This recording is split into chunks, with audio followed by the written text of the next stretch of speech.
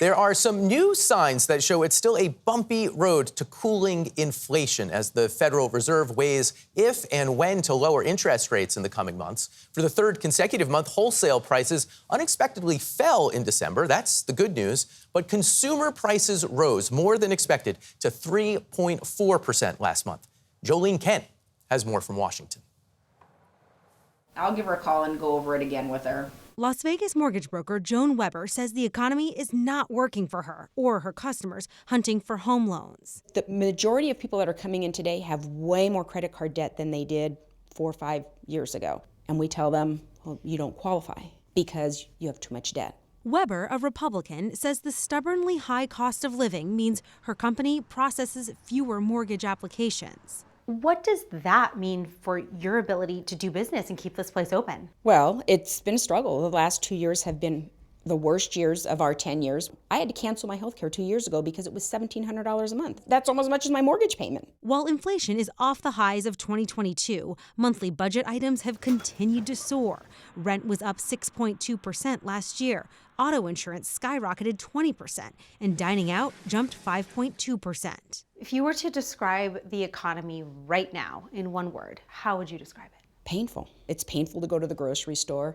It's painful to go to the gas pump. But the view from the White House? Really good, but lots of work to do on behalf of American families. Lael Brainerd is director of the National Economic Council. She's the president's top advisor on the economy. Why do you think there's such a disconnect? Americans have gone through a lot of economic turmoil, the pandemic, gas price shock. So it's going to take a while, but employment is way up, 14.3 million jobs. Wages are up relative to pre-pandemic, including accounting for inflation. We brought her this question from Weber. What are they doing to fix the economy? If it is so great, why does it need fixing? What's your response to that? Yeah, so we have seen inflation come down by 2/3.